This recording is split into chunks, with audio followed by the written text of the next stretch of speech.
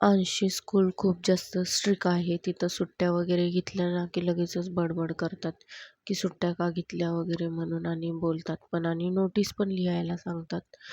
पण अंशला हॉस्पिटलमध्ये जावं लागतं म्हणून ते लोकं समजून घेतात.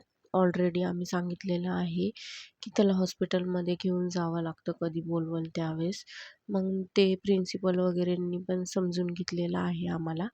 पण असं विनाकारण कुठले खाडे वगैरे केले ना तर चालत नाही. कारण की अंशला पण मग ओरडतात स्कूलमध्ये गेल्यावरती. आणि त्याची ती दुसरी स्कूल होती ना, त्या स्कूलमध्ये चालायचं अशा सुट्ट्या वगैरे घेतलेल्या. आपल्या लेकरांना आपल्याला चांगलं शिक्षण द्यायचं आहे ना, तर त्याच्यासाठी आपण आपल्या लेकराला चांगल्या स्कूलमध्येच टाकलं पाहिजे. आता असं मला वाटतं. कारण की आम्ही अंशला पहिलं साध्या स्कूलमध्ये टाकलं होतं ना, तिथं त्याचे किती जरी खाडे केले, काही जरी केलं, तरी पण एवढं काही स्ट्रिक्ट वगैरे नव्हतं. आणि कधी पण गेलं तरी पण चालायचं. आलं कधी पण यायचं, कधी पण जायचं. म्हणजे टाईम टेबलचं पण काही महत्त्व नव्हतं. तसं इथं नाही. तर टायमावरतीच गेलं पाहिजे स्कूलमध्ये. असंच मुलांना पाहिजे असतं, तर त्यांना पण चांगलं वळण लागतं आणि चांगले शिकतात वगैरे. पण स्कूल म्हणजे चांगलीच असती आणि अंशला दोन्ही पण स्कूल आवडायच्या. ती पण स्कूल आवडती, ही पण स्कूल आवडती.